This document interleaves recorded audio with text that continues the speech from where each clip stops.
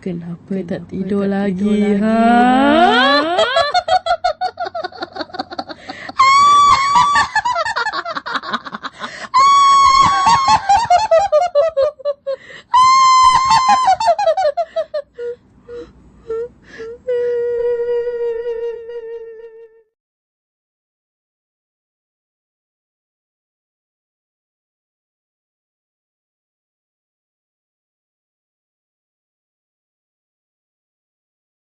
मैं हूं mister death और आज रात तुम्हारी मुलाकात मुझसे होना तय है।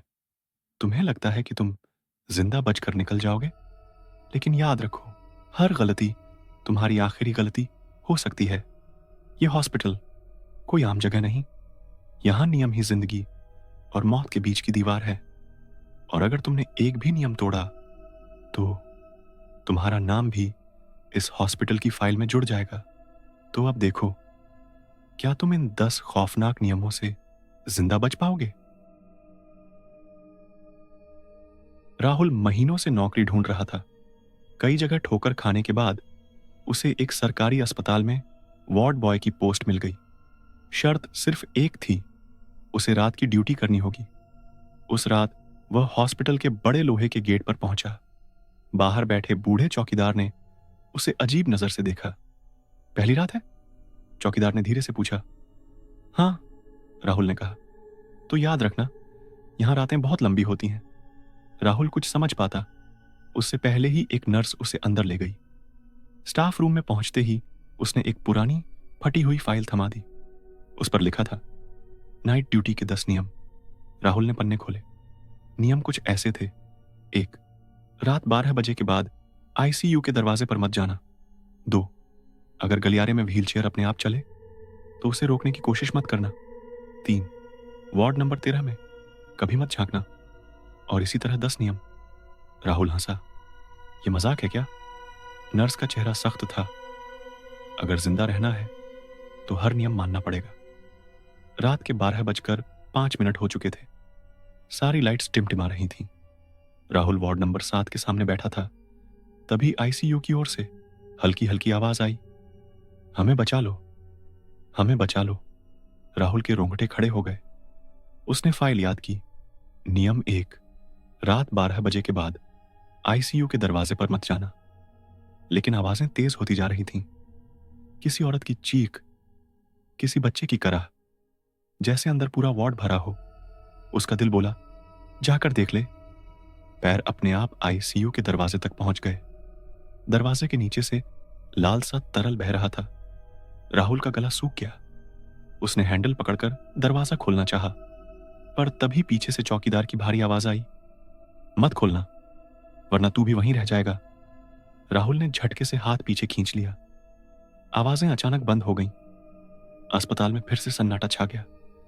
यही था पहला नियम और उसकी असली दहशत। राहुल समझ गया कि यह कोई मजाक नहीं है। अब उसे आने वाले 9 नियमों से भी टकराना था। राहुल की पहली रात किसी तरह बीती थी। आईसीयू के दरवाजे से लौटने के बाद उसका दिल अब भी जोर जोर से धड़क रहा था। वह स्टाफ रूम में वापस आया और पसीने से भीगा हुआ चेहरा पोंछने लगा। चौकीदार वहीं बैठा था। उसने बिना राहुल की तरफ देखे धीरे से कहा, अब समझ आया यह अस्पताल क्यों मशहूर है? वो आईसीयू के अंदर सचमुच कोई था? राहुल हकलाते हुए बोला। चौकीदार मुस्कुराया, लेकिन उसकी आंखों में डर था। जो भी था वो अब इंसान नहीं था। राहुल चुप हो गया। उसने फाइल खोली और दूसरा नियम देखा। नियम 2, अगर गलियारे में व्हीलचेयर अपने आप चलती दिखे तो उसे रोकने की कोशिश मत करना। रात के करीब 1 बज रहे थे। वार्ड नंबर 5 की ओर से किसी चीज के घिसटने की आवाज आने लगी। छर छर छर। राहुल ने झांका। लंबे सुनसान गलियारे में एक पुरानी व्हीलचेयर खुद ब खुद चल रही थी। उस पर कोई नहीं बैठा था।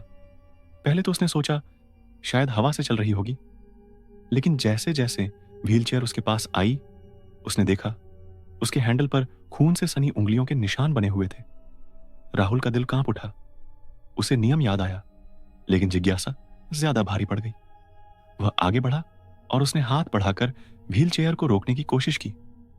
जैसे ही उसने पकड़ने की कोशिश की, व्हील चेयर अचानक रुक गई और अगले ही पल दोनों पहिए उल्टी दिशा में जोर से घूमने लगे, जैसे कोई अदृश्य ताकत उसे खींच रही हो।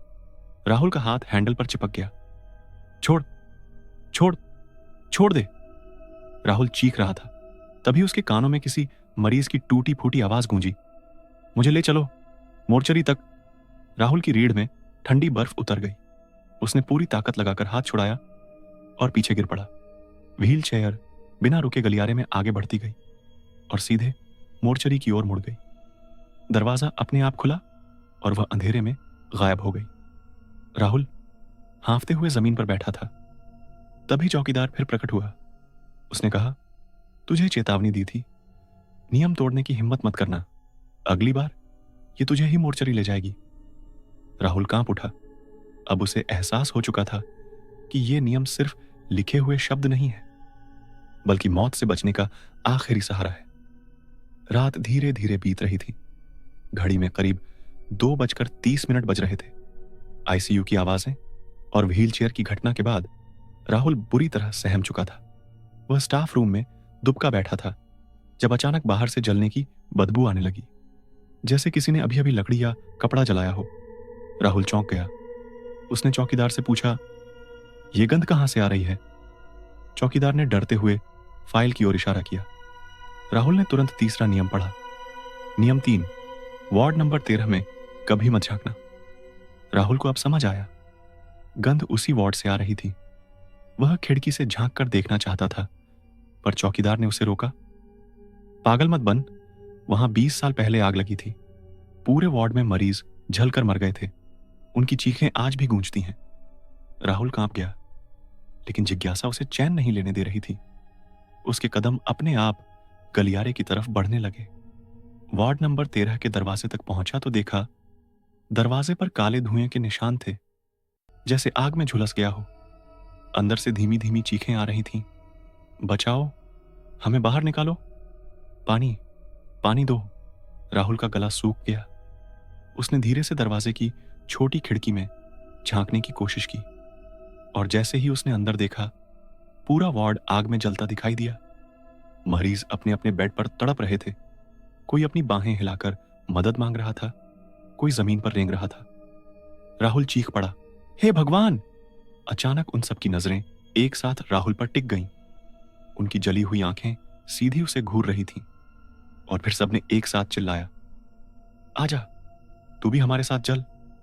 राहुल डर से पीछे हट गया और भागते भागते गलियारे के कोने में जाकर गिर पड़ा। उसका पूरा शरीर कांप रहा था। उसी वक्त चौकीदार दौड़ता हुआ आया और उसे उठाया। कहा था ना, वहां मत जाना। जिनके शव जलकर खाक हो गए थे, उनकी आत्माएं अब भी वहीं फंसी हैं। वे हर किसी को अपने साथ खींच लेती हैं। राहुल की आंखों में आंसू थे। अब उसे यकीन हो चुका था कि इस अस्पताल का हर नियम जिंदगी और मौत के बीच की दीवार है। घड़ी में अब 3 बजे थे, लेकिन असली खौफ अब भी बाकी था।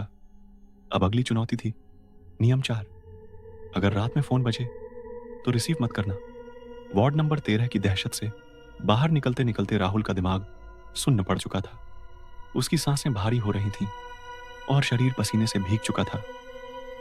वह किसी तरह स्टाफ रूम की कुर्सी पर गिरा और खुद को संभालने की कोशिश करने लगा, लेकिन तभी ट्रिंग ट्रिंग, पुराने टेलीफोन की घंटी अचानक बजने लगी। राहुल चौंक गया। उसका दिल फिर से जोर जोर से धड़कने लगा। उसने फाइल खोली और चौथा नियम पढ़ा। नियम 4, अगर नाइट ड्यूटी के दौरान फोन बजे तो रिसीव मत करना। वो कॉल कभी बाहर से नहीं आती, बल्कि मोर्चरी से आती है। राहुल ने गहरी सांस ली। यह सब अंधविश्वास है, उसने खुद से कहा, लेकिन फोन लगातार बजता रहा। ट्रिंग ट्रिंग ट्रिंग। आवाज इतनी तेज हो गई कि ऐसा लग रहा था पूरा कमरा हिल रहा हो। राहुल ने डरते डरते रिसीवर उठा लिया। हेलो। उसकी आवाज कांप रही थी। कुछ पल सन्नाटा रहा, फिर रिसीवर से भारी टूटी फूटी आवाज आई, तू मेरी जगह क्यों ले रहा है? राहुल का खून जम गया। उसने कांपते हुए पूछा, कौन कौन बोल रहा है? रिसीवर से धीमी कराह सुनाई दी। फिर एक और आवाज आई, हम सब मोर्चरी में पड़े हैं, हमें यहां से निकालो। अचानक रिसीवर के दूसरी तरफ से कई आवाजें एक साथ चीखने लगीं, मदद करो, हमें बचा लो, हमें जगा दो। राहुल ने घबराकर रिसीवर पटक दिया, लेकिन फोन की घंटी बंद नहीं हुई, बल्कि अब फोन से खून टपकने लगा।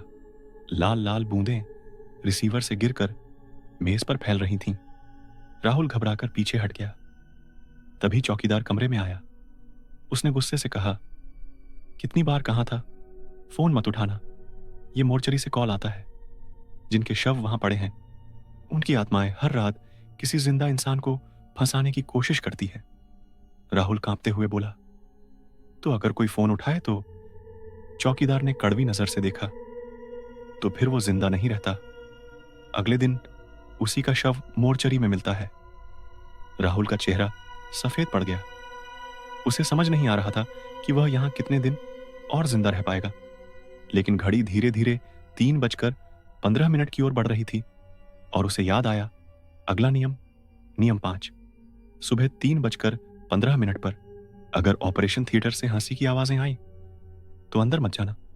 घड़ी की सुइयां धीरे धीरे 3:15 के करीब पहुंच रही थीं। राहुल हर पल और ज्यादा बेचैन हो रहा था। उसने फिर से फाइल खोली और अगला नियम पढ़ा, नियम 5। सुबह 3:15 पर अगर ऑपरेशन थिएटर से हंसी की आवाजें सुनाई दें तो अंदर मत जाना, वहां डॉक्टर नहीं, कोई और ऑपरेशन कर रहा होगा। समय 3:12, 3:13। राहुल बेताबी से घड़ी देख रहा था।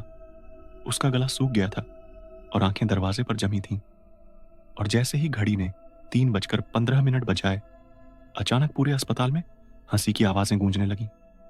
लेकिन ये हंसी इंसानों जैसी नहीं थी, कभी बच्चों जैसी, कभी औरतों जैसी और कभी किसी बूढ़े आदमी जैसी। वो सब हंस रहे थे और हंसी में एक अजीब चीख छुपी हुई थी। आवाजें सीधा ऑपरेशन थिएटर से आ रही थीं। राहुल का दिल धड़कने लगा। वह बिस्तर पर पड़ा रह सकता था, लेकिन जिज्ञासा फिर से भारी पड़ गई। वह धीरे धीरे गलियारे में चला और ऑपरेशन थिएटर के दरवाजे तक पहुंच गया।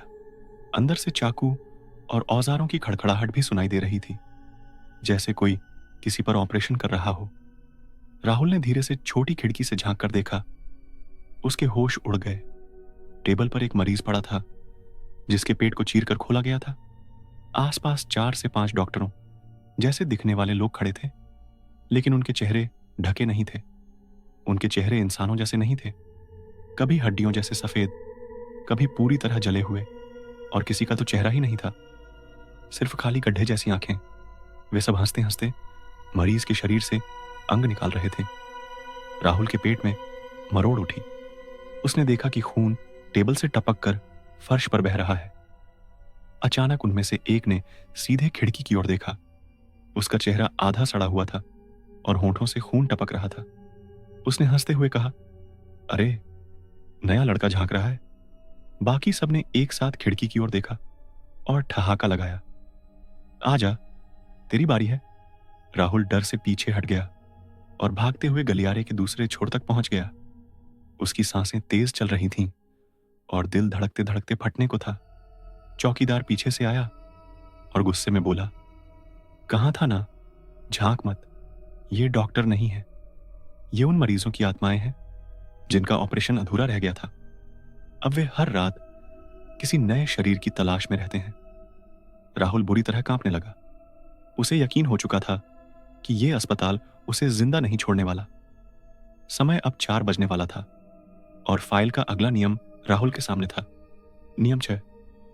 अगर कोई मरीज तुझसे कहे, मुझे डिस्चार्ज करवा दो, मेरी आत्मा फंसी है, तो जवाब मत देना, वरना तू भी फंस जाएगा।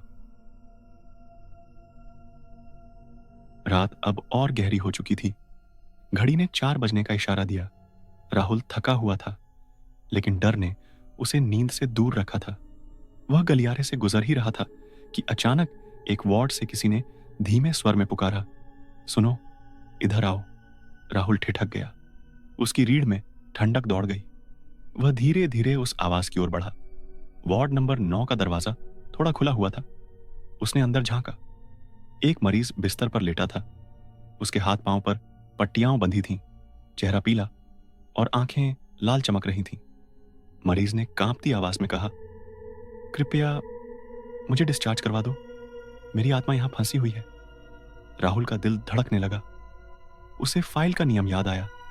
नियम 6, अगर कोई मरीज कहे मुझे डिस्चार्ज करवा दो, मेरी आत्मा फंसी है, तो जवाब मत देना। लेकिन उस मरीज की आंखों में इतनी मिन्नतें थीं कि राहुल को दया आ गई। उसने हकलाते हुए कहा, मैं कोशिश करूंगा। जैसे ही उसके मुंह से ये शब्द निकले, मरीज अचानक बिस्तर पर सीधा बैठ गया। उसकी पट्टियां अपने आप खुल गईं। उसके शरीर पर गहरे कट और जलने के निशान थे। उसकी आंखें अब पूरी तरह काली हो चुकी थीं। तो अब तू मेरी जगह रहेगा, मरीज ने खौफनाक हंसी हंसी। अचानक पूरा वार्ड अंधेरे में डूब गया। राहुल को लगा जैसे उसके चारों तरफ कई हाथ उसे पकड़ने लगे हों। ठंडी उंगलियां उसके गले को दबाने लगीं। वह चीखने ही वाला था कि तभी दरवाजा खुला और चौकीदार अंदर आया। उसने तेज रोशनी वाला टॉर्च जलाकर मरीज पर डाला। मरीज की आंखें जल उठीं और वह धुएं में बदलकर गायब हो गया। राहुल जमीन पर गिरा पड़ा था। सांसें तेज चल रही थीं।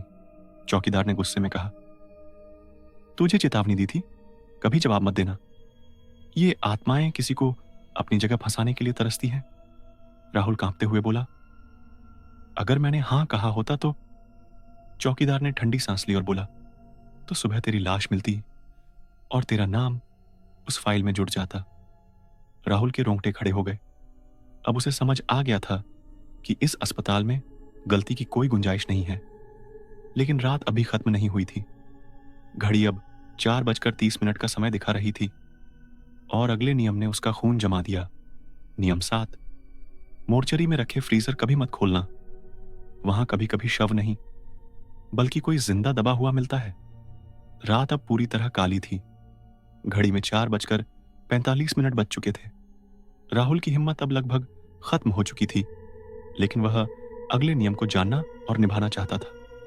फाइल खोली और उसने पढ़ा, नियम 7, मोर्चरी में रखे फ्रीजर कभी मत खोलना, क्योंकि कभी कभी उनमें शव नहीं बल्कि कोई जिंदा दबा हुआ मिलता है।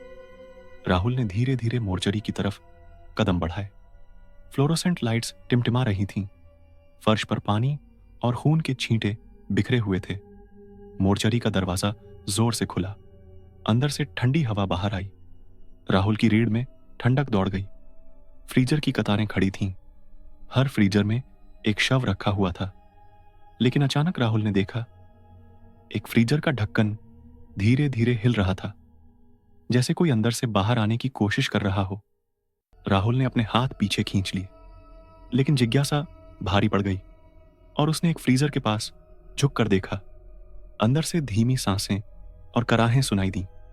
फ्रीजर का ढक्कन झटकते झटकते धीरे खुला और राहुल ने देखा, एक व्यक्ति अंदर दबा हुआ था, जिसकी आंखें पूरी तरह खुली थीं। उसका चेहरा फफूंदी और खून से भरा था।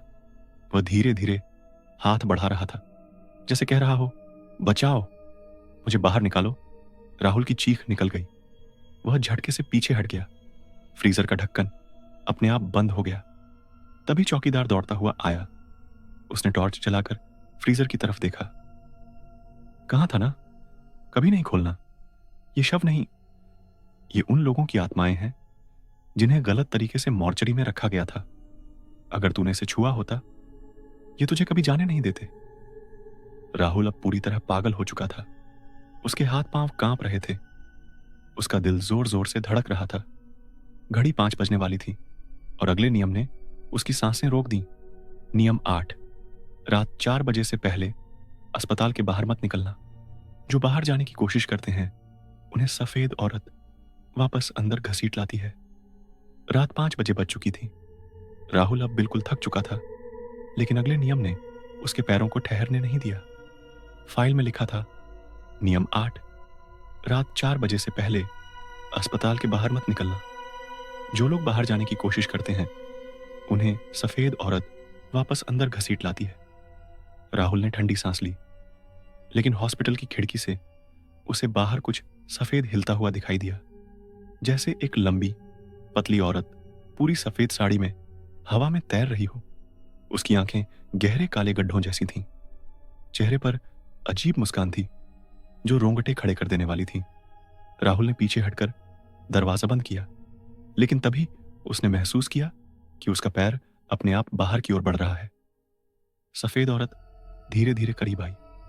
हवा में उसकी साड़ी लहराई और फर्श पर उसके पैरों की आवाज नहीं थी, लेकिन राहुल के कानों में उसकी धीमी फुसफुसाहट गूंज रही थी। तुझे यहां छोड़ना नहीं, तुम अब मेरे साथ रहोगे। राहुल ने पूरी ताकत लगाकर भागने की कोशिश की, लेकिन जैसे ही उसने हॉस्पिटल का गेट छूने की कोशिश की, सफेद औरत की लंबी भुजाएं उसके पैरों को पकड़ ले गईं। वह हवा में तैरती हुई राहुल को वापस हॉस्पिटल के अंदर खींच ले गई। राहुल जमीन पर गिरा, पूरी तरह हिलता हुआ। उसकी सांसें तेज और अनियमित हो गईं। चौकीदार ने धीरे से कहा, जो लोग नियम तोड़ते हैं उन्हें यह औरत कभी छोड़ती नहीं। देख लिया, अस्पताल छोड़ना आसान नहीं है। राहुल समझ गया कि बाहर जाने की सोच ही मौत के करीब पहुंचने जैसा है। घड़ी अब 5:30 बजने वाली थी और अगला नियम उसका सबसे खौफनाक सामना होने वाला था। नियम 9, सुबह 6 बजे तक ड्यूटी पूरी करने के बाद पीछे मुड़कर मत देखना। कई लोग मुड़ते हैं तो उनका डुप्लीकेट वहीं बैठा होता है जहां वे पूरी रात ड्यूटी कर रहे थे। रात अब पूरी तरह खत्म होने को थी। घड़ी में 5:50 बज रहे थे। राहुल का शरीर थक चुका था, लेकिन दिमाग और आंखें पूरी तरह सतर्क थीं। फाइल में लिखा अगला नियम पढ़ा। नियम 9, सुबह 6 बजे तक ड्यूटी पूरी करने के बाद पीछे मुड़कर मत देखना। कई लोग मुड़ते हैं तो उनका डुप्लीकेट वहीं बैठा होता है जहां वे पूरी रात ड्यूटी कर रहे थे। राहुल ने वार्ड में आखिरी चक्कर लगाया। सभी मरीज सो रहे थे। मोर्चरी सन्नाटे में डूबी थी, लेकिन उसके दिमाग में डर लगातार बढ़ रहा था। घड़ी की सुइयां धीरे धीरे 6 बजने वाली थीं। राहुल ने सांसें गहरी ली और ड्यूटी खत्म होने के बाद धीरे धीरे बाहर जाने की ओर बढ़ा। जैसे ही उसने हॉस्पिटल का दरवाजा पकड़ने के लिए पीछे देखा, उसकी आंखें फटी रह गईं। वह अपने खुद के जैसा ही एक इंसान देखा जो उसी कुर्सी पर बैठा था जहां राहुल पूरी रात ड्यूटी कर रहा था। डुप्लीकेट ने सिर हिलाकर मुस्कान दी। अभी तुम यहां से जाओगे, पर मैं तुम्हारी जगह ले लूंगा। राहुल का दिल धड़कने से थम गया। वह डर और सन्नाटे में जड़वत खड़ा था। डुप्लीकेट धीरे धीरे उठकर उसके पीछे आया। राहुल ने भागने की कोशिश की, लेकिन फर्श जैसे अपने आप उसके पैरों को पकड़ने लगा। तभी चौकीदार की आवाज गूंजी, मत देखो, पीछे मत मुड़ना। जो देखता है उसका डुप्लीकेट उसे हमेशा के लिए फंसा देता है। राहुल ने आंखें बंद की और तेजी से बाहर की ओर भागा। जब उसने धीरे धीरे आंखें खोली तो देखा कि डुप्लीकेट गायब था, लेकिन डर अब भी उसके दिल और दिमाग में बैठा था। घड़ी अब 6 बजने को थी और फाइल में आखिरी नियम रह गया था। नियम 10, अगर किसी ने नियम तोड़ा तो अस्पताल उसे कभी जाने नहीं देगा। राहुल अब समझ गया कि अगला नियम उसकी सुरक्षा या मृत्यु का फैसला करने वाला था। रात लगभग खत्म हो चुकी थी। घड़ी ने 6 बजा दिए थे। राहुल अब पूरी तरह थका और डर के मारे कांप रहा था। फाइल में आखिरी नियम पढ़ा। नियम 10, अगर किसी ने नियम तोड़ा तो अस्पताल उसे कभी जाने नहीं देगा। राहुल के दिमाग में एक सवाल गूंज रहा था, अगर मैं गलत जगह जाऊं या पीछे मुड़कर देखूं तो क्या होगा। वह धीरे धीरे वार्ड नंबर 7 से बाहर निकला। सन्नाटा इतना गहरा था कि अपने ही दिल की धड़कन सुनाई दे रही थी। लेकिन तभी हॉस्पिटल की दीवारों से सावन जैसी आवाजें गूंजने लगीं। किसी ने धीरे से कहा, तू सोच रहा है कि निकल जाएगा, लेकिन यह अस्पताल छोड़ने नहीं देगा। राहुल घबराकर भागा, लेकिन हर कदम पर उसे ऐसा लगा कि कोई उसके पीछे चल रहा है। हवा में कोई हाथ उसे पकड़ रहा है। हॉस्पिटल के मुख्य गेट तक पहुंचने की कोशिश की, लेकिन गेट के सामने खड़ी थी वही सफेद औरत और उसके पीछे खड़े थे आईसीयू की आत्माएं, ऑपरेशन थिएटर के डॉक्टर जैसी आत्माएं, मोर्चरी के जीवित फ्रीजर वाले लोग और वार्ड 13 के जल चुके मरीज। सभी ने एक साथ चिल्लाया, अब तुम हमारे साथ रहोगे।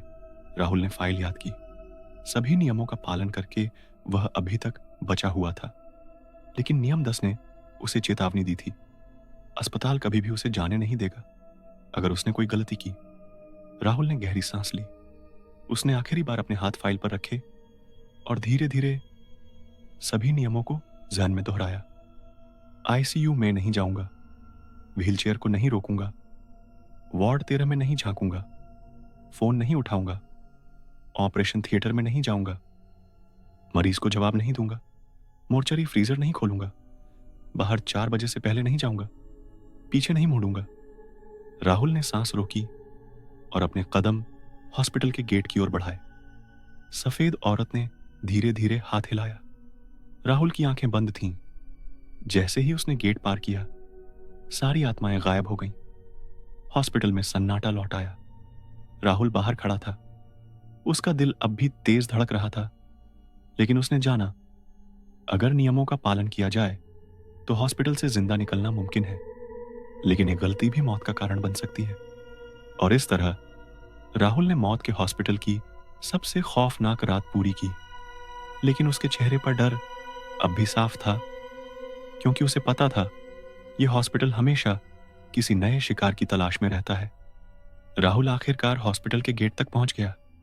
सफेद औरत, आईसीयू की आत्माएं, मोर्चरी के जीवित फ्रीजर वाले लोग और ऑपरेशन थिएटर की डरावनी आत्माएं सब गायब हो गए। उसने गहरी सांस ली। दिल अब भी जोर जोर से धड़क रहा था। उसने जाना कि इस हॉस्पिटल में जिंदा रहने का एक ही तरीका है, नियमों का पालन करना। लेकिन डर अब भी उसके मन में बैठा था, क्योंकि उसे पता था यह हॉस्पिटल हमेशा किसी नए शिकार की तलाश में रहता है। अगर आप भी हॉस्पिटल की इस खौफनाक रात से डर गए हैं तो लाइक जरूर करें और कमेंट में बताएं, क्या आप राहुल की तरह इन नियमों का पालन कर सकते थे? अगर कहानी पसंद आए तो लाइक करें और शेयर करना मत भूलिए।